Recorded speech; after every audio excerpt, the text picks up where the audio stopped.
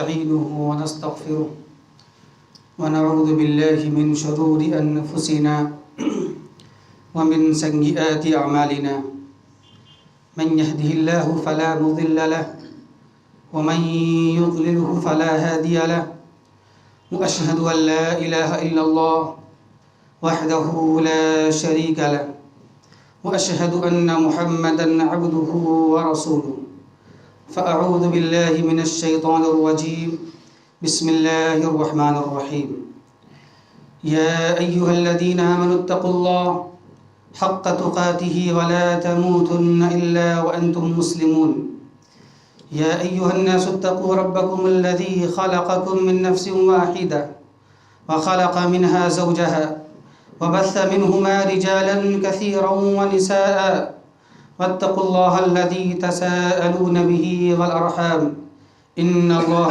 كان عليكم رقيبا يا أيها الذين آمنوا اتقوا الله وقولوا قولا سديدا يصلح لكم أعمالكم ويغفر لكم ذنوبكم ومن يطع الله ورسوله فقد فاز فوزا عظيما أما بعد فإن أحسن الكلام كلام الله وخير الهدى هدي محمد صلى الله عليه وسلم وشر الأمور محدثاتها وكل محدثة بدعة وكل بدعة ضلالة وكل ضلالة في النار قال الله تبارك وتعالى في القرآن المجيد والفرقان الحميد فأعوذ بالله من الشيطان الرجيم بسم الله الرحمن الرحيم إن الذين قالوا ربنا الله ثم استقاموا تتنزل عليهم الملائكة ألا تخافوا ولا تحزنوا وأبشروا بالجنة التي كنتم توعدون.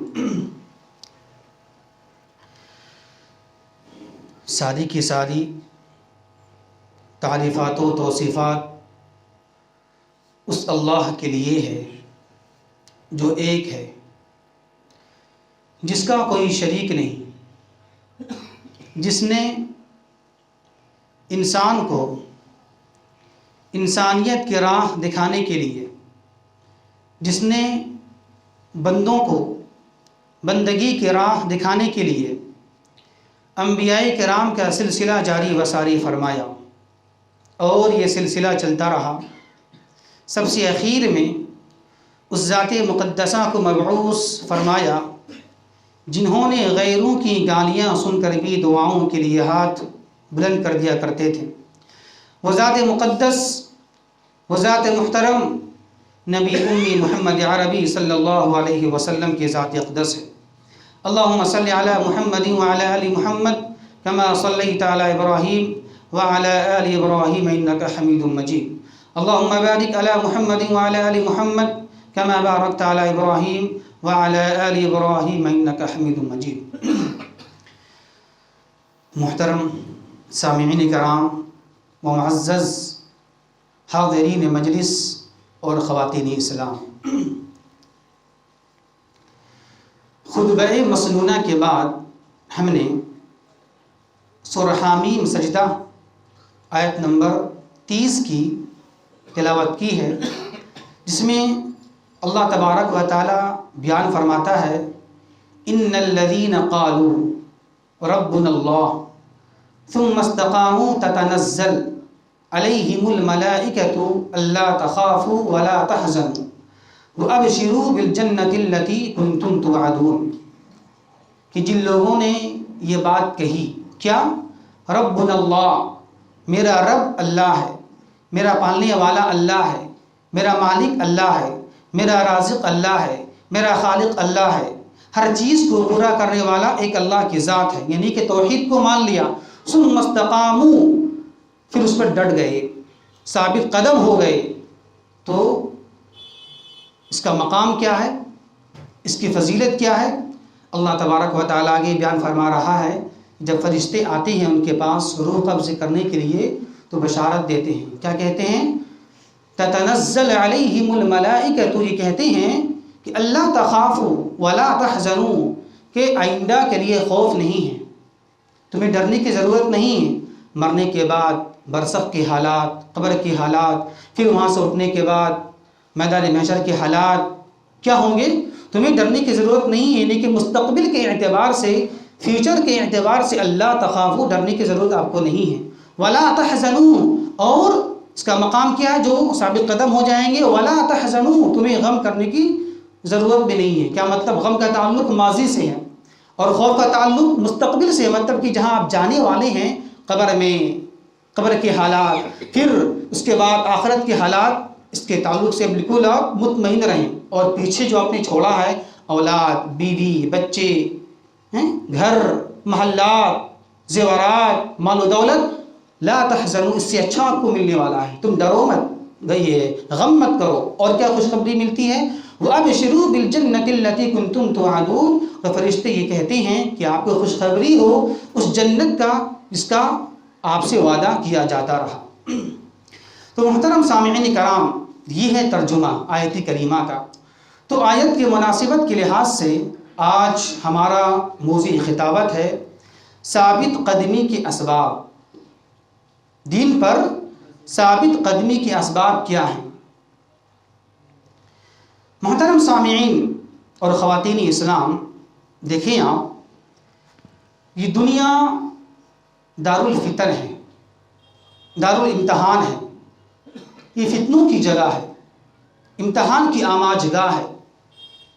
ایک انسان پیدا ہونے کے بعد بلوغت سے لے کر موت تک اس کی پوری زندگی، ہر وقت، ہر لمحہ، ہر سال، ہر دن، ہر ہفتہ، ہر گھنٹہ، ہر منٹ، ہر سیکنڈ امتحان میں گزر رہا ہے۔ کوئی بھی شخص امتحان سے خالی نہیں ہے، فری نہیں ہے۔ ہر وہ انسان جس دنیا میں آیا ہے اسے فتنوں سے گزر نہیں ہے، امتحان سے گزر نہیں ہے۔ اور یہ اللہ تبارک و تعالی نے یہ موت و حیات کا جو رشتہ رکھا ہے اسی وجہ سے رکھا ہے۔ اللہ نے موت کو کیوں پیدا کیا، حیات کیوں پیدا کیا؟ امتحان کے لیے، آزمائش کے لیے۔ اسی بات کو اللہ تبارک و تعالی قرآن مجید کے اندر اس طرح بیان فرماتا ہے، الذی خلق الموت والحیات لیبلوکم ایکم احسن عملا، کہ وہی وہ ذات ہے اللہ تبارک و تعالی جس نے موت و حیات کو پیدا کیا۔ یہ موت، یہ حیات کیوں، کیا وجہ ہے؟ لیبلوکم ایکم احسن عملا، تاکہ وہ تمہارا ایگزام لے، تاکہ وہ تمہارا امتحان لے۔ کیا امتحان لے؟ ایکم احسن عملا، کہ تم میں سے زیادہ اچھی اعمال کرنے والے، حسین اعمال کرنے والے کون ہیں، خوبصورت اعمال کرنے والے کون ہیں۔ دیکھیں، عمل بھی ہو تو اس میں حسین ہونا چاہیے، اس میں خوبصورتی ہونی چاہیے۔ اور عمل حسین کب ہوگا؟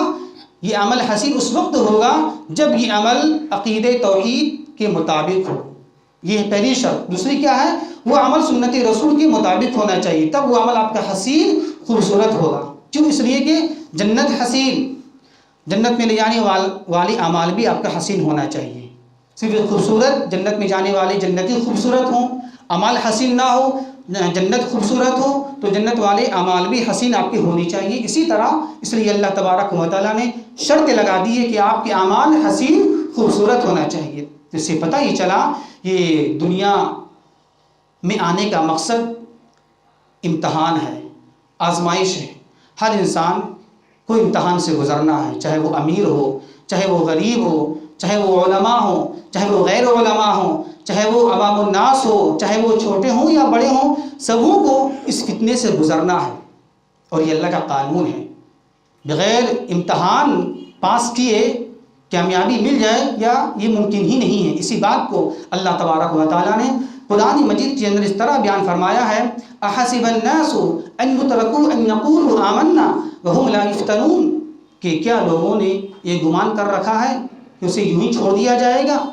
بس صرف زبان سے دعویٰ کر لیں آمنا، ہم ایمان لے آئے، ہم نے قرآن کو مان لیا، ہم نے حدیث کو مان لیا، ہم نے اللہ کو مان لیا، ہم نے جناب محمد الرسول اللہ صلی اللہ علیہ وسلم کو نبی رسول مان لیا، بس یہ بولنا کافی ہو جائے گا؟ نہیں، اللہ نے کہا وَهُمْ لَا يُفْتَنُونَ، اسے آزمائی کو نہیں جائے گا، اسے آزمائش کی بھٹی میں ڈالا جائے گا۔ اللہ کا یہ قانون ہے، یہ دستور ہے، یہ سنت جاریہ ہے۔ وَلَقَدْ فَتَنَّا الَّذِينَ مِنْ قَبْلِهِمْ، اور اللہ تبارک و تعالیٰ بیان فرماتا ہے کہ ہم نے آزمایا ہے، فتنے میں ڈالا ہے اس سے پہلے والے لوگوں کو۔ اس سے پہلے کون لوگ تھے؟ صحابہ کرام، انبیاء کرام، رسول، تابعین، تبع تابعین، محدثین کرام، فقہاء کرام، بڑے بڑے لوگ جو اہل اللہ تھے، جو متقی تھے، مومنین تھے، اللہ تبارک و تعالیٰ نے ان سبوں کو آزمایا ہے۔ اور اس فتنے کا مقصد کیا ہے؟ اس آزمائش کا مقصد کیا ہوتا ہے؟ اس امتحان کا مقصد کیا ہے؟ اللہ نے واضح کر دیا۔ کیوں؟ کیا مقصد؟ ہم تمہاری آزمائش کیوں کریں گے؟ ہم اس کا مقصد کیا ہے؟ فَلَيَعْلَمَنَّ اللَّهُ الَّذِينَ صَدَقُوا وَلَيَعْلَمَنَّ الْكَاذِبِينَ۔ اس لیے اللہ امتحان لے گا تاکہ اللہ سچے کو اور جھوٹوں کو پرکھ لے، الگ الگ کر دے۔ امتحان میں، آزمائش میں انسان یا تو بالکل بکھر جاتا ہے یا نکھر جاتا ہے، بس یہی دو راستے ہیں۔ جب بھی مصیبتیں آتی ہیں، فتنے آتے ہیں، دنیا کے امتحانات آتے ہیں، یا تو وہ مومن کامیاب ہو جائے گا، نکھر جائے گا، یا بکھر جائے گا، ٹوٹ جائے گا۔ وہ کیا کیا جائے اس امتحان میں؟ کیا کیا جائے؟ بالکل بکھر جائے گا وہ۔ تو ہمیں چاہیے کہ ہم بکھرے نہیں بلکہ نکھر جائیں، ہم ٹوٹے نہیں، برباد نہ ہوں، بلکہ ہم ثابت قدم رہیں۔ یہی ہے آزمائش، یہی ہے امتحان۔ اور عام طور سے عموماً فتنے 3 طرح کے ہوتے ہیں عام طور سے۔ ایک ہے شبہات کا فتنہ۔ کیا ہے؟ ایک شبہات کا فتنہ، ایک شہوات کا فتنہ، اور ایک دنیا کی آفات کا فتنہ۔ یہ 3 بڑی بڑی فتنے ہیں، آزمائشیں ہیں۔ کیا ہے؟ پہلا کیا ہے؟ شبہات کا فتنہ۔ کیا مطلب ہوا؟ شبہات عقیدے کے لحاظ سے، اعمال کے لحاظ سے آپ بالکل کنفیوز ہیں، پتہ نہیں ہے، دلائل کے لحاظ سے آپ کنفیوز ہیں۔ ایسے تو یقین ہے، ہوتا ہے غیروں کو کہ ہم بھی بالکل صحیح راستے پر، لیکن جب دلائل کا مسئلہ آتا ہے، دلائل دیں اپنے عقیدے کے، اپنے اعمال کو ثابت کریں آپ، تو کنفیوز ہو جاتے ہیں وہ اپنے اعمال کے لحاظ سے، اپنے عقیدے کے لحاظ سے، اپنے منہج کے لحاظ سے، اپنے اصول کے لحاظ سے، اپنی اطاعت رسول کے لحاظ سے بالکل وہ کنفیوز ہیں۔ یقین تو ہوتا ہے، کب؟ بات کرنے سے پہلے جہاں بیٹھیں گے اس سے بات کرنے کے لیے آپ ذرا بتائیں آپ کے اصول کیا ہیں، آپ کے منہج کیا ہیں، آپ کے قرآن حدیث کے ماننے کے طریقے کیا ہیں، آپ کس طرح مانتے ہیں جناب محمد رسول اللہ صلی اللہ علیہ وسلم کو؟ ذرا جواب دیں آپ، کیا اصول ہیں؟ اللہ کو آپ نے مانا، کس طرح آپ نے مانا؟ اللہ ایک ہے، کس طرح اللہ ایک ہے؟ عقیدے کے لحاظ سے اللہ ایک ہے، تو اس کی صورتیں کیا ہیں، اس کے شکلیں کیا ہیں؟ تو یہ ہے، جب بات کریں گے ان سے نا دلائل کے لحاظ سے تو کمزور ہو جائیں گے، وہ کنفیوز ہو جائیں گے۔ تو یہی ہے شبہات کا فتنہ۔ آج کئی لوگ ایسے ہیں، الحمدللہ اللہ نے تو ہم لوگوں کو موحدین بنایا ہے اور صحیح جماعت میں داخل کر دیا ہے، یہ اللہ کا لاکھ لاکھ شکر ہے، لیکن بہت سے لوگ ایسے ہیں جو شبہات میں، فتنے میں مبتلا ہیں، اسے پتہ نہیں چل رہا ہے کہ ہم کہاں جائیں کہاں نہیں جائیں۔ کسی چیز کو مانا، اللہ کو تو مان لیے، کس طرح اللہ کو ماننا آپ کو ہے؟ اللہ کے ماننے کی شکلیں ہیں، بس اللہ کو ایک مانو ہو گیا۔ اللہ کو تو ایک کفار مکہ بھی مانا کرتے تھے نا، اللہ ایک ہے، اللہ دینے والا ہے، اللہ روزی دینے والا ہے، اللہ سماعت کا، بصارت کا مالک ہے، اللہ اولاد دینے والا ہے، سب چیز، لیکن پھر وہ مشرک کیوں ہوئے؟ کیا وجہ ہے؟ آج اکثر مسلمان کا حال یہ ہے، پوچھیں آپ اللہ کو مانتے ہیں؟ اللہ کو مانتے ہیں، لیکن کس طرح اللہ کو مانتے ہیں؟ وضاحت ہونی چاہیے اس کی تفصیل ہونی چاہیے۔ تو تفصیلات کے ساتھ اللہ کو آپ کو ماننا ہے۔ توحید ربوبیت، اللہ رب ہونے کے لحاظ سے اکیلا ہے۔ توحید الوہیت، اللہ تبارک و تعالیٰ عبادات کے لحاظ سے ہر قسم کی عبادات کو اللہ کے لیے خاص کیا جائے، نماز، روزہ، حج، زکوٰۃ، قربانی، تلاوت قرآن، توبہ، استغفار، انابت، رکوع، سجود، قیام، طواف، نظر و نیاز، یہ سب اس کے لیے خاص کرنا، ان تمام عبادتوں کا اکیلا اللہ مستحق ہے۔ یہ توحید الوہیت، ان تمام عبادتوں میں اللہ کو ایک مانا جائے، اس طرح اللہ کو ایک ماننا ہے۔ اسی طرح توحید اسماء و صفات، سارے اللہ کے جتنے بھی نیمز ہیں، اسماء ہیں، صفات ہیں، ان تمام اسماء میں، ان تمام صفات میں اللہ کو ایک مانا جائے۔ تو اس طریقے سے اللہ کو ایک ماننا ہے۔ اس سے پوچھیں آپ تو بتا نہیں پائیں گے وہ۔ تو یہ ہے شبہات کا فتنہ، یہ آپ کی یہ وضاحت نہیں کر پائیں گے وہ، اللہ کو بس مانتے ہیں، کس طرح مانتے ہیں وہ شک میں مبتلا ہیں، کس کو مانیں ہم؟ تو یہ ہے پہلا کیا ہے؟ شبہات کا فتنہ۔ دوسرا کیا ہے؟ شہوات کا فتنہ۔ کیا شہوات مطلب؟ اللہ تبارک و تعالیٰ نے کچھ چیزوں کو، کچھ لذات کو، کچھ خواہشات کو اللہ نے منع کر دیا ہے کہ یہ 2 طرح کے راستے ہیں، 2 لذات ہیں، ایک لذت آپ کے لیے حلال ہے اور ایک لذت، ایک خواہشات آپ کے لیے حرام ہیں۔ مثال لے لیں آپ، نکاح حلال، اس کے برخلاف زنا حرام، حالانکہ دونوں کے ذریعے سے خواہشات پوری ہوتی ہیں۔ تو کچھ چیزوں کے ذریعے سے اللہ نے منع کر دیا، یہ لذات کے راستے ہیں لیکن یہ منع ہے۔ اور یہ چیز لذات ہیں لیکن یہ راستے حلال آپ کے لیے ہیں. سود حرام. خواہشات ہوتی ہے انسان کو کہ ہم زیادہ مال حاصل کریں، زیادہ مال میرے پاس آئے، تو اللہ نے راستہ منع کر دیا ہے. سود کا راستہ یہ حرام ہے لیکن اس کے بالمقابل تجارت، بزنس یہ حلال ہے. اسی طریقے سے آپ کو کھانا ہے، پینا ہے، تو کھانے پینے کے اندر میں بھی وہ سارے چیزیں حرام ہیں اور حلال ہیں. تو کچھ کو اللہ تبارک و تعالیٰ نے حرام کر دیا ہے. یہ شراب یہ حرام ہے، پانی، شربت یہ حلال ہے. تو یہ ہے شہوات، شہوات کا فتنہ.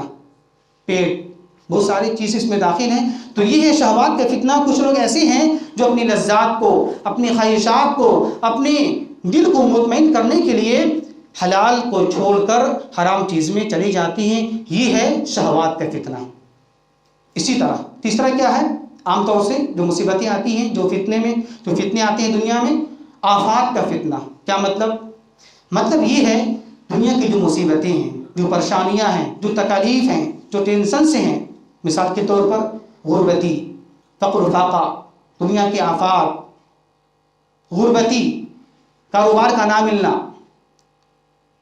شوہر بیوی میں ٹینشن، بگاڑ کا پیدا ہو جانا، مال آپ کا کاروبار کا نہیں چلنا.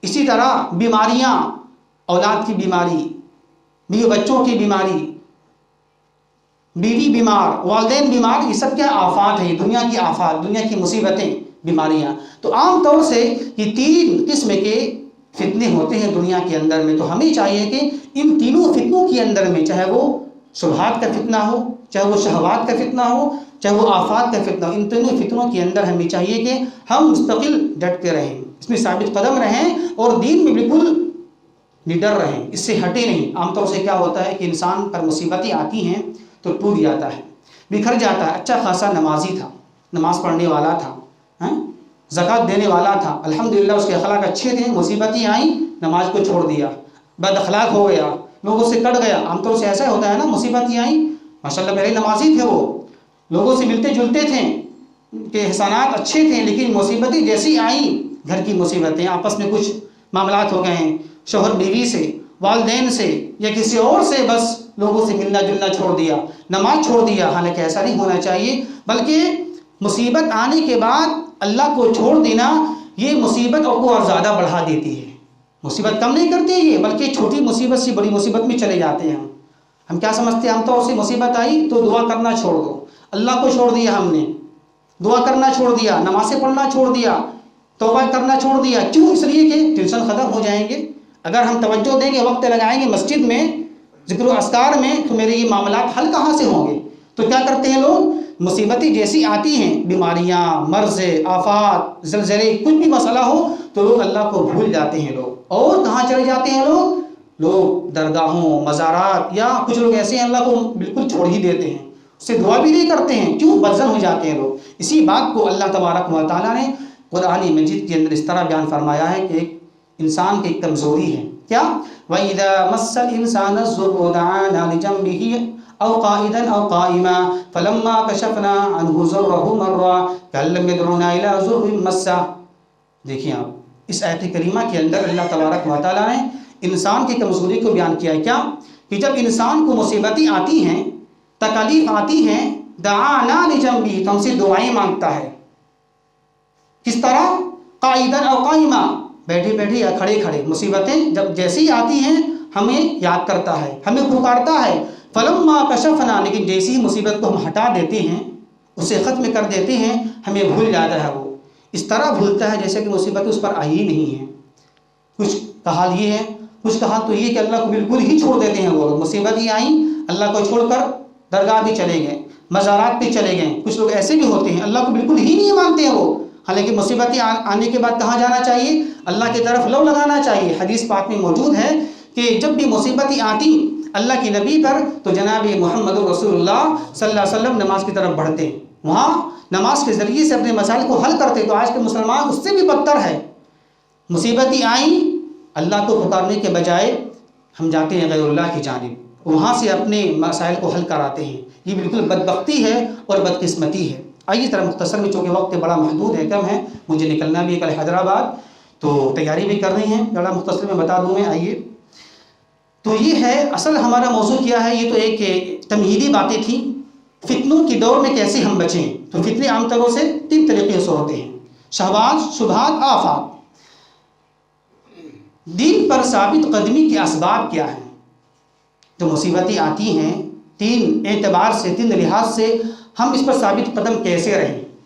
سب پر یہ اصول لاگو ہوگا، سب پر، ہم پر، آپ پر، سب پر. سب مومن ہیں، سب موحد ہیں، سب پر یہ لازم ہے کہ موت تک اپنے دین پر ثابت قدم رہیں. تو اس کے اسباب کیا ہیں، اس کے طریقے کیا ہیں؟ آئیے ذرا دیکھتے ہیں مختصر میں. تو ثابت قدمی کے پہلی وجہ اور پہلا راستہ، پہلا اصول کیا ہے دین پر جمے رہنے کی؟ طلب. دل میں طلب ہونا چاہیے، طلب ہونا چاہیے، شوق ہونا چاہیے خود ہم کہ دن پر ہم قائم رہیں گے موت تک انشاءاللہ. خود یہ طلب ہو، پہلے اپنے اندر ہونا چاہیے. طلب ہی نہ ہو آپ کے پاس، شوق ہی نہ ہو کہ کوئی مسئلہ نہیں ہے، کوئی مسئلہ نہیں، یہ بھی چلے گا وہ بھی چلے گا، دونوں چلے گا. تو نہیں، پہلے طلب خود آپ کے اندر ہی ہونا چاہیے. شوق اور تناؤ ہونا چاہیے آپ کے اندر میں کہ نہیں، میں انشاءاللہ جتنا ہو سکے میں موت تک میں توحید پر، اعمال پر قائم رہوں گا. تو خود اپنے اندر یہ طلب پیدا کرنا پڑے گا آپ کو. ورنہ یوں ہی سمجھ لیں کوئی بات نہیں، اللہ توفیق دینے والا ہے ہی ہے، کوئی مسئلے کی بات نہیں، اپنا جو کام ہے کرتے رہو. اللہ کو جب لانا ہوگا تو اللہ لا دے گا صراط مستقیم پر. نہیں، اللہ کا یہ اصول نہیں. اصول کیا ہے؟ پہلے آپ آگے بڑھیے. آپ کے اندر طرف شوق پیدا ہونا چاہیے. جیسی مثال لے لیں آپ، دنیا کو سمجھنے کے لیے، آخرت کو سمجھنے کے لیے کیا طریقہ کار ہیں؟ علم حاصل کرنا نا، علم حاصل کرنا. تو جو عوام الناس ہیں اس کے لیے کیا راستے ہیں؟ علماء سے رجوع کرے. یہ درس ہیں، یہ تدریس ہیں، یہ خطبات جمعہ ہیں. سوچیں یہ آپ لوگ عوام الناس کیا مسئلہ ہے، باہر میں کاروبار کر لیں، جمعہ تو ہے ہی ہے، بس جمعہ تو سننے کے لیے ہی، جمعہ میں سن لیں گے مسئلہ مسائل جو بھی امام صاحب بیان کریں گے سن لیں گے جمعہ میں. پورا ہفتہ اپنا کماتے رہیں نہیں، یہ بھی ایک ذریعہ ہے. طلب ہے تبھی تو آپ بیٹھے ہیں، شوق ہے تبھی تو آپ بیٹھے ہیں، ورنہ بہت سے لوگ گھوم رہے ہیں باہر میں. تو خود طلب ہونا چاہیے آپ کے اندر میں، پہلے شوق ہونا چاہیے کہ نہیں ہم کو دین کو سمجھنا ہے، دین کو سیکھنا ہے. تو دین پر جمے رہنے کی پہلا ذریعہ کیا ہے، پہلا اصول کیا ہے؟ خود طلب ہونا چاہیے، طلب ہونا چاہیے اپنے اندر میں. ورنہ بغیر طلب کے اللہ آپ کو ہدایت دے گا نہیں، اللہ آپ کو راستہ دکھائے گا نہیں. پہلے آپ اپنے اندر یہ تہیہ پیدا کریں، یہ شوق پیدا کریں کہ ہم کو جمنا ہے تو جمنا ہے. بس ہم نے مان لیا صحیح عقیدے کو، صحیح راستے کو، تو ماننا ہے تو ماننا ہے، بس لوگ جو بھی کہتے رہیں. تو طلب شوق یہ پہلا راستہ ہے، پہلا اصول ہے. دیکھیں آپ اسی بات کو اللہ تبارک و تعالیٰ نے قرآن مجید کے اندر اس طرح بیان فرمائے. سورہ عنکبوت کے اندر میں کیا ہے؟ وَالَّذِينَ جَاهَدُوا فِينَا لَنَهْدِيَنَّهُمْ سُبُلَنَا وَإِنَّ اللَّهَ لَمَعَ الْمُحْسِنِينَ. دیکھیں اس آیت کریمہ میں 3 باتیں اللہ تبارک و تعالیٰ نے بیان فرمائی ہیں. کیا؟ وَالَّذِينَ جَاهَدُوا فِينَا. دیکھیں اللہ کا وعدہ ہے، یہ اللہ کا وعدہ ہے. جو لوگ ہمارے لیے، ہمارے راستے کو پانے کے لیے، ہماری رضا کے لیے جاہدوا، مجاہدہ کریں گے، مشقت کریں گے، جستجو کریں گے، اس کی طلب کو اپنے اندر میں رکھیں گے، شوق پیدا کریں گے. جاہدوا یہ مجاہدہ سے ہے، یہ جہاد سے ہے، اسی سے ہے جہد، مشقت، طلب، جد و جہد. تو والذین جاہدوا جو لوگ ہمارے لیے جاہدوا مجاہدہ کریں گے، مشقت کریں گے، تو اللہ کا وعدہ کیا ہے؟ لنہدینہم سبلنا، ہم اسے ضرور اپنے راستوں کی ہدایت دے دیں گے. ہم یہ اللہ کا وعدہ ہے. کب وعدہ کب ہے؟ پہلے آپ کریں گے تب، پہلے آپ بڑھیں گے ایک قدم تب اللہ آپ کو دے گا، نوازے گا ہدایت سے. دیکھیں پہلے کیا؟ والذین جاہدوا، پہلے آپ مجاہدہ کیجئے. آپ کے اندر میں طلب ہونا چاہیے صراط مستقیم کو حاصل کرنے کے لیے، صحیح چیز کو حاصل کرنے کے لیے، دنیا کی فتنوں سے بچنے کے لیے آپ کے اندر خود طلب ہونا چاہیے. تب اللہ آپ کو ہدایت سے نوازے گا. ورنہ یوں ہی بیٹھے رہیں کیا مسئلہ ہے؟ اللہ کو ہدایت دینا ہوگا تو اللہ ہدایت دے دے گا. اللہ تو سب پر قادر ہے نا، آیت کریمہ ہے. لیکن نہیں، یہ اصول ہے، ہدایت کا اصول ہے کہ آپ پہلے قدم کو آگے بڑھائیے. آپ کے اندر میں یہ شوق ہونا چاہیے، تمنا کہ مجھے ہدایت ملے، ہم اللہ کے راستوں کو پا لیں. تو والذین جاہدوا پہلی شرط کیا ہے؟ اصول کہ آپ خود مجاہدہ کیجیے. اس کے بعد تب اللہ کا وعدہ آئے گا کہ لنہدینہم سبلنا، کہ ہم ضرور اسے ہدایت سے نواز دیں گے، ہم ہدایت عطا کر دیں گے ہم. اور تیسرا کیا ہے؟ کرم کیا ہوگا اللہ تبارک و تعالیٰ کا؟ وَإِنَّ اللَّهَ لَمَعَ الْمُحْسِنِينَ، کہ بے شک اللہ تبارک و تعالیٰ نیک اعمال کرنے والوں کے ساتھ ہے. یعنی جو لوگ عمل کریں گے، نیک عمل اس پر جمے رہیں گے، مجاہدہ کریں گے، جستجو کریں گے، تو اللہ کی معیت حاصل ہوگی. اللہ کی معیت مل جانا بہت بڑی بات ہے. آج وزیر اعظم کی معیت کو حاصل کرنا چاہتے ہیں کہ بڑے سے بڑے آدمی کے پاس ہم بیٹھ جائیں، اس کے پاس چلے جائیں، دو باتیں کر لیں، اللہ کا یہ وعدہ ہے جد و جہد کے بعد وَإِنَّ اللَّهَ لَمَعَ الْمُحْسِنِينَ کہ بے شک اللہ تبارک و تعالیٰ نیک اعمال کرنے والوں کے ساتھ ہو جائے گا، اس کی معیت اسے حاصل ہو جائے گی اللہ تبارک و تعالیٰ کی، مطلب تعاون، خاص تعاون آپ کو حاصل ہو جائے گا۔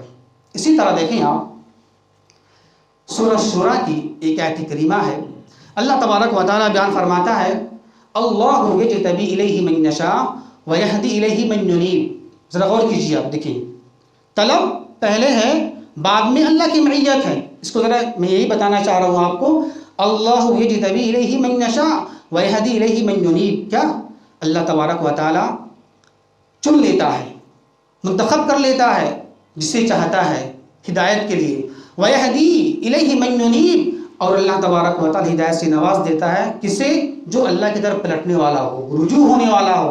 تو اس سے پتہ ہی چلا جو رجوع ہونے والا ہوگا اللہ اسے ہدایت سے نوازے گا، جو پلٹنے والا ہو، جس کے دل میں یہ تقویٰ ہو، یہ خوف ہو کہ مجھے اللہ مل جائے، مجھے صراط مستقیم مل جائے، جو رجوع ہونے والا ہوگا اللہ اسے ہدایت سے نوازے گا۔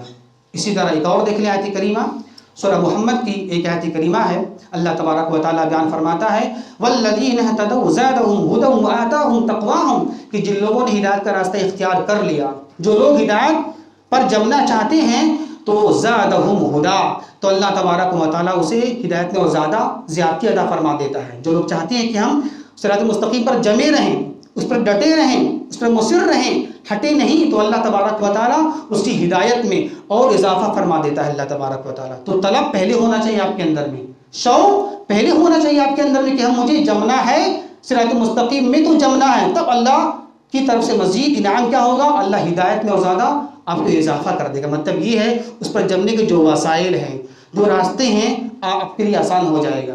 فتنے سے بچنے کے جو راستے ہیں، جو وسائل ہیں، آفات کا فتنہ، شبہات کا فتنہ، شہوات کا فتنہ، نظروں کا فتنہ، بدعمالیوں کا فتنہ، بد عقیدگی کا فتنہ، اس سے بچنا آپ کے لیے آسان ہو جائے۔ کب آسان ہوگا؟ جب یہ چاہیں گے تب آپ کے لیے آسان ہوگا، جب یہ کوشش کریں گے تب اللہ آپ کے لیے راستہ وسائل کو آسان کر دے گا جن پر جمنے کے لیے۔ تو یہ ہے پہلا اصول، کیا ہے؟ کیا ملا؟ دل میں طلب اور تڑپ خود ہونا چاہیے آپ کے اندر میں کہ ہم دن پر جمیں گے۔ یہ ہے دین پر ثابت قدمی کے پہلا راستہ اور پہلا اصول۔ دوسرا کیا ہے؟ دوسری وجہ اور دوسرا اصول کیا ہے ثابت قدمی کے؟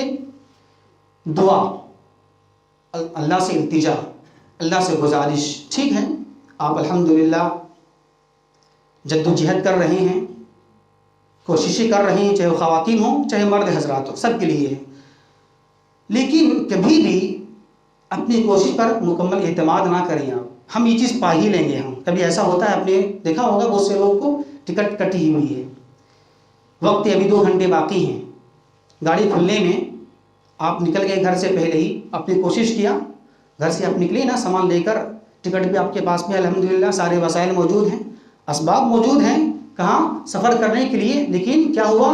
راستے میں ذرا سا ٹریفک ہو گیا، راستے بھیڑ مل گئے، اور کیا ہوا؟ آپ کی ٹرین چھوٹ گئی، ٹکٹ آپ کے بیکار ہو گئے، آپ کا مجاہدہ، آپ کی مشقت، گھر سے نکلنا سب بیکار۔ کیوں بیکار ہوا؟ مجاہدہ آپ نے کیا نا، پھر بیکار کیسے ہو گیا؟ تو وہی مسئلہ ہے، جدوجہد اپنی جگہ، مجاہدہ اپنی جگہ، لیکن دعا بھی کرنا ہے ساتھ ساتھ، اے اللہ مجھے ہدایت پر جمائے رکھ، صراط مستقیم پر اللہ مجھے جمائے رکھ۔ مجاہدہ کرنا ہے، وہ ایک ذریعہ ہے، لیکن دعا بھی ساتھ ساتھ کرنا آپ کو۔ جیسے مثال دیا ہم نے، آپ گھر سے نکلے لیکن کیا ہوا؟ اچانک راستے میں بھیڑ ہو گئی، آپ کی ٹرین چھوٹ گئی، تو آپ کا مجاہدہ کام آیا؟ مجاہدہ کام نہیں آیا، تو پھر آپ کے لیے دعا کرنا پڑے گا آپ کو۔ اس لیے جناب محمد رسول اللہ صلی اللہ علیہ وسلم نے ایک دعا سکھائی ہے، گھر سے نکلنے کے بعد کی دعا پڑھ لیجیے آپ، الحمدللہ راستہ سفر آپ کے لیے آسان ہو جائے گا۔ کیا؟ بسم اللہ توکلت علی اللہ لا حول ولا قوۃ الا باللہ۔ اور کیا دعا ہے؟ اللہم انی اعوذ بک من ان اضل او اضل او ازل او ازل او اظلم او اظلم او اجہل او یجہل علی۔ یہ دعا ہے۔ کیوں دعا پڑھی جاتی ہے؟ کوشش تو میں نے کر لیا، میں تو نکل گیا، بھروسہ اللہ پر مجھے کرنا ہے، پہنچانا منزل مقصود تک یہ کام اللہ تبارک و تعالیٰ کا، میرا نہیں، میں تو نکل گیا ہوں لیکن پہنچانا وہاں تک یہ کام اللہ تبارک و تعالیٰ کا ہے۔ تو اس لیے دعا سکھائی ہے جناب محمد رسول اللہ صلی اللہ علیہ وسلم۔ اس لیے ہمیں چاہیے کہ صراط مستقیم پر جمے رہنے کے لیے موت تک دعا کرنا ہی آپ کو ہے۔ اور اللہ تبارک و تعالیٰ نے سورہ آل عمران کی بالکل آخری صفحے کے اندر میں ایک دعا سکھائی ہے، بڑے پیاری دعا ہے۔ کیا؟ ربنا ربنا لا تزغ قلوبنا بعد اذ ہدیتنا وہب لنا من لدنک رحمہ انک انت الوہاب۔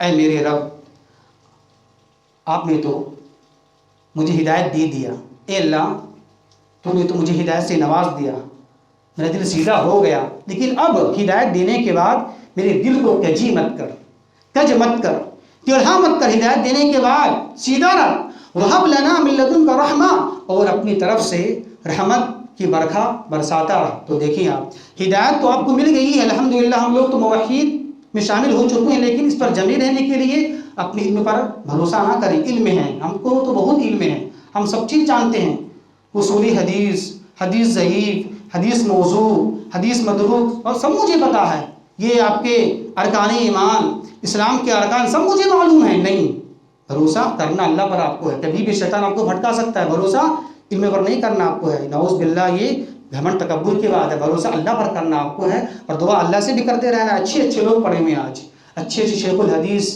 پڑھے ہوئے ہیں، ان کو پتہ ہی نہیں ہے حدیث کی سمجھ کیا ہے، قرآن کیا ہے، نبی کی اطاعت کیسے مجھے کرنا ہے، نہیں، انہیں معلوم نہیں ہے۔ شیخ الحدیث ہے، بخاری پڑھانے والی، کیوں، کیا وجہ ہے؟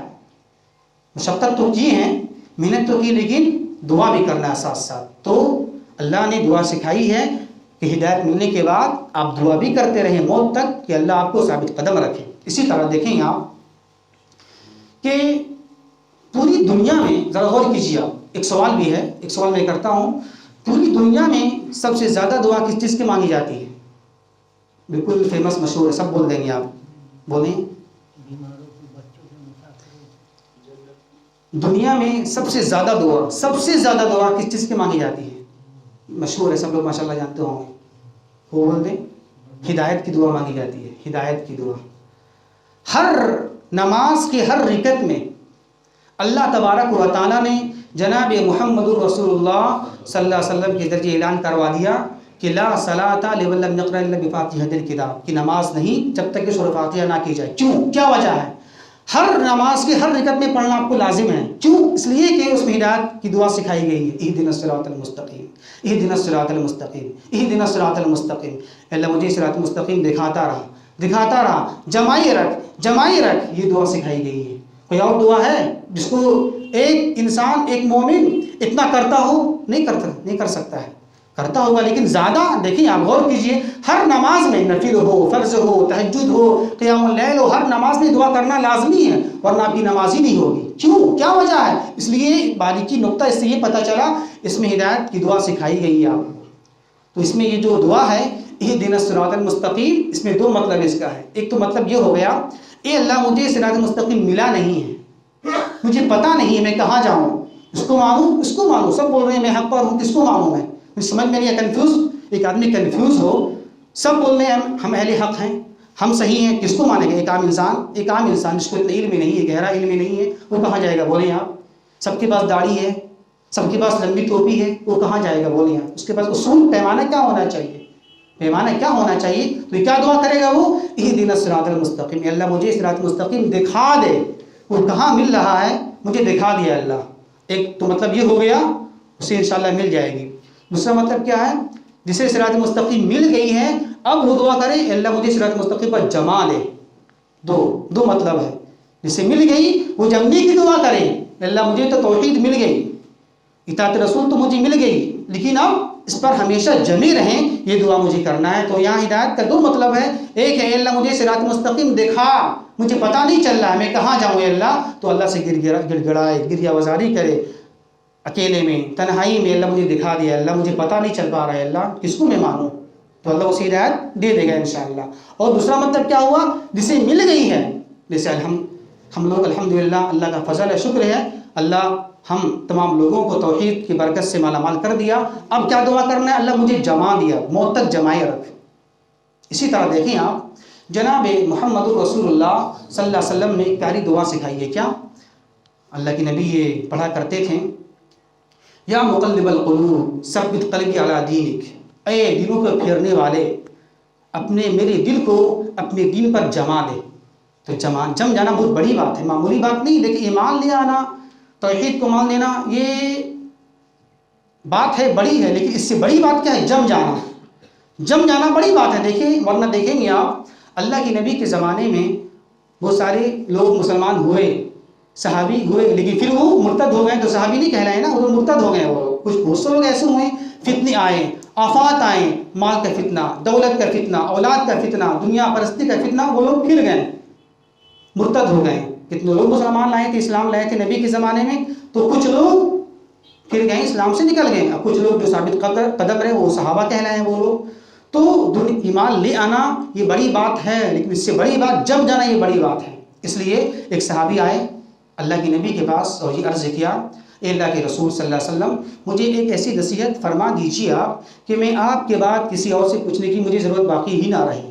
تو کہا جناب محمد رسول اللہ صلی اللہ علیہ وسلم نے کہ آمنت باللہ فاستقم، بس شارٹ میں نصیحت۔ کتنی بڑی بات ہے، جب غور کریں گے آپ اس میں بہت سارے اسباب چیزیں نکلیں گی اس سے۔ قل آمنت باللہ، تم یہ کہو کہ میں اللہ کو مان لیا، ایمان لے آیا، فاستقم، پھر جم جاؤ۔ صرف یہ نہیں مان لو بس، اللہ کی نے دو بات بولی ہے، قل آمنت باللہ، تم یہ کہو کہ میں ایمان لے آیا اللہ پر، پھر کافی اتنا ہے؟ کافی نہیں ہے۔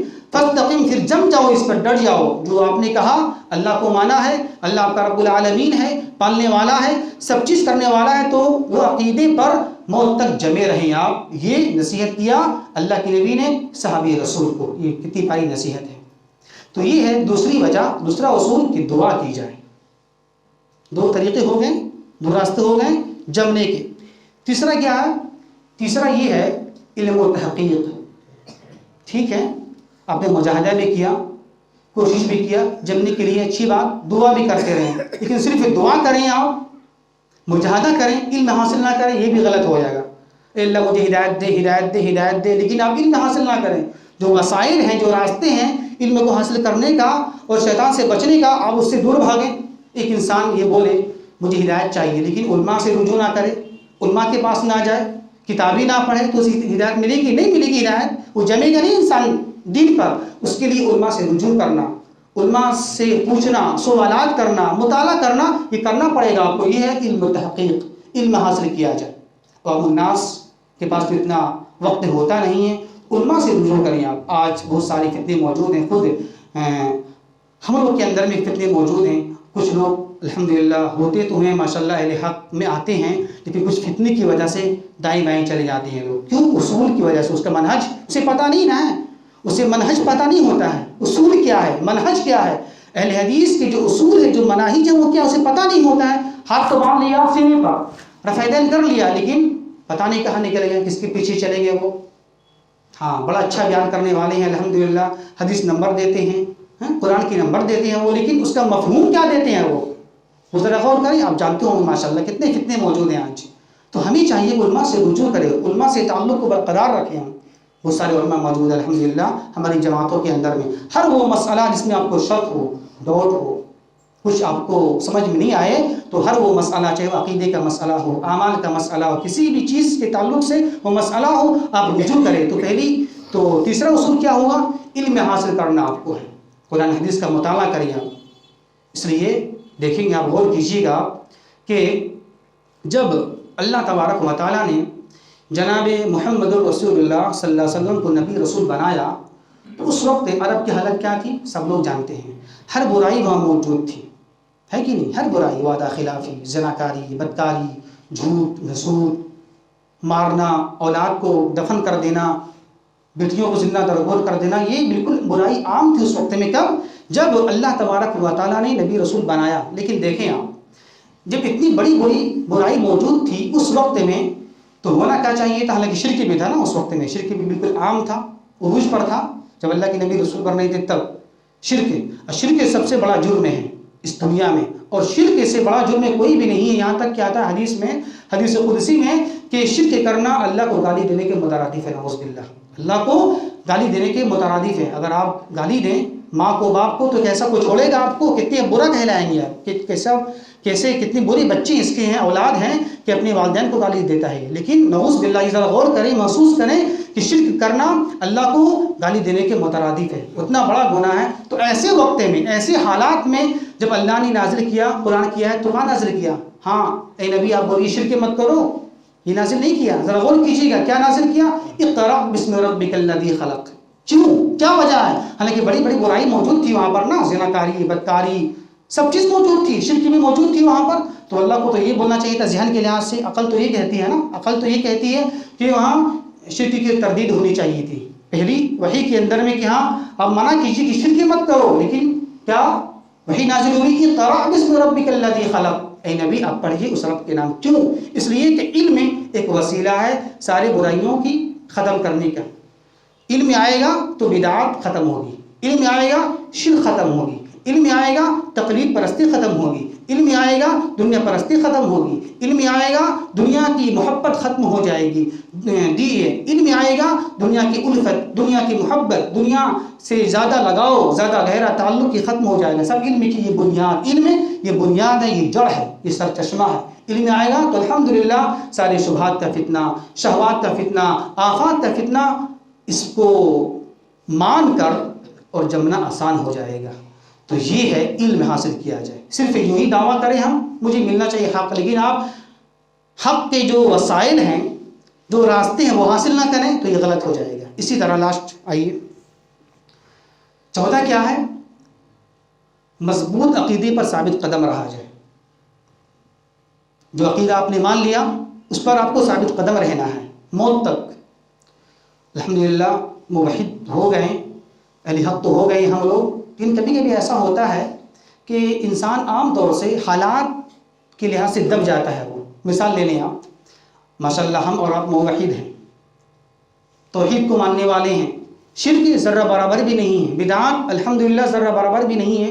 کبھی ایسا ہوتا ہے حالات کے لحاظ سے آدمی دب جاتا ہے. مثال آپ کی نکاح ہو گئی، آپ کی شادی ہو گئی، 5 سال ہو گئے، 6 سال ہو گئے، اولاد نہیں ہو رہی ہے، تو رشتہ دار آپ کے پاس آئیں گے جو آپ کے ماننے والے بھی نہیں ہیں، اہل حدیث وہ نہیں ہیں، غیر لوگ ہیں، غیر جماعت کے لوگ ہیں.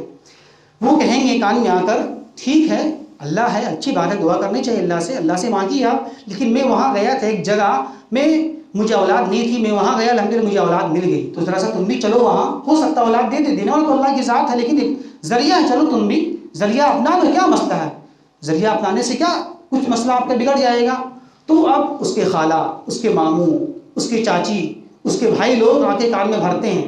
جب ایک جھوٹ کو 100 بار بولا جائے نا تو ایک انسان عام طور سے کیا ہوتا ہے، مزاج انسان کا ہے تو سچ اس کو سچ مان لیتا ہے. جب ایک جھوٹ کو 100 بار بولا جائے گا نا تو آدمی سچ مان لیتا ہے اس کو. ایک ہی بار کو بار بار بولا جائے گا یہ صحیح ہے، یہ صحیح ہے، یہ صحیح ہے، تو آدمی حالات سے دب جاتا ہے، حالانکہ وہ غلط ہے، لیکن حالات سے وہ دب گیا، کمزور ہو گیا، تو چلو مان لیا، چلو کوئی بات نہیں، چلو ایک بار نمبر لگا دیتے کیا مسئلہ ہے. تو آپ کا عقیدہ تو اچھا ہے لیکن حالات سے آپ دب گئے. آپ کا عقیدہ الحمدللہ اچھا تھا لیکن بیوی کی وجہ سے، اپنے بچی کی محبت کی وجہ سے، اور رشتہ دار کو خوش کرنے کے رشتہ دار نے کہا، والدین نے کہا وہاں چلے جاؤ، اس کو خوش کرنے کے لیے وہاں چلے گئے آپ، تو یہ ہے آپ کا قدم پھسل گیا وہاں سے. تو یہ ہے جو مان لیا تو مان لیا آپ نے، کچھ بھی ہو جائے میں وہاں نہیں جاؤں گا. اولاد دینے والی ذات اللہ تبارک و تعالیٰ کی ہے، چاہے تو دے گا ورنہ نہیں دے گا وہ. تو یہ پھسلنا نہیں چاہیے قدم. موت تک جو لوگ تو بول دیں، آپ کے خاندان ایک طرف، رشتہ دار ایک طرف، بیوی ایک طرف، لیکن نہیں تو نہیں، جو مان لیا تو مان لیا. اسی طرح یہ تو بچے کی مثال ہو گئی. اسی طرح بچہ آپ کا ہو گیا، بچے آپ کے ہو گئے، بیمار بہت زیادہ ہے، لیکن بہت زیادہ بیمار ہے، آپ نے دکھایا طبیب کو، ڈاکٹروں کو، معالجوں کو، شفا نہیں مل رہی ہے اسے. اب کیا بولتے ہیں آپ کے ساس آ کے، آپ کے سسر آ کے، آپ کے بہنوں آ کے، خاندان والے، کوئی مسئلہ نہیں ہے، جس طرح اللہ نے دیا، ذریعہ لگایا، میں گیا آپ کو لے کے اولاد مل گئی نا، اسی طریقے سے شفا بھی دینے والا اللہ ہی ہے. لیکن ایسا کریں آپ، میرا مشورہ ہے ایک تعویذ کو لٹکا دیجیے. جس طرح اولاد اللہ ہی دیا نا، ذریعہ کچھ اور بننے، لیکن تو اسی طرح دھاگے، کالے کار آپ لٹکا لیجیے، بچوں کو لٹکا دیں آپ، کیا مسئلہ ہے؟ شفا اس سے عطا مل جائے گی، شفا مل جائے گی اسے. تو آپ نے مانتے نہیں ہیں، لیکن آپ حالات سے دب گئے، خاندان کی باتوں پر آ گئے، آپ بھی وہ کام کر لیا. تو یہ ہے نہیں جمنا. آپ نے تو مان لیا ایک اللہ ہے، غلط ہے، لیکن پھر بھی آپ حالات سے دب گئے. کیونکہ ایسا بھی ہوتا ہے انسان تو ایک اچھا ہوتا ہے نیک، لیکن حالات سے دب جاتا ہے، وہ خاندان کی وجہ سے وہ دب جاتا ہے. تو ایسا کبھی بھی نہیں ہونا چاہیے، چاہے وہ شادی بیاہ کا مسئلہ ہو، اولاد کا مسئلہ ہو، بیماریوں کا مسئلہ ہو، ہر مسئلے کے اندر میں ہر مسئلے کے اندر میں آپ جمے رہیں، ڈٹے رہیں، کسی کی بات نہ سنیں، جو غلط ہے تو غلط ہے۔ اللہ کے نبی نے یہ کہا کہ حرام چیز کے ذریعے علاج مت کراؤ، حدیث پاک موجود ہے۔ تم حرام جو حرام ہے وہ حرام ہے، ہم اس کے ذریعے علاج نہیں کرائیں گے۔ ہم یہ درباروں میں جانا، یہ مزاروں میں جانا، یہ تعویذ، یہ گنڈے، یہ حرام ہے نا، حرام چیز کے یہ ذرائع ہیں۔ ذرائع تو آپ کو صحیح بھی ہونا چاہیے نا، ڈاکٹر یہ حلال راستے ہیں، یہاں جائیں مشورہ لیں، دوا کھائیں، یہ حلال راستے ہیں نا، لیکن حرام راستے سے علاج کرانا یہ علاج نہیں ہوتا، یہ حرام ہے۔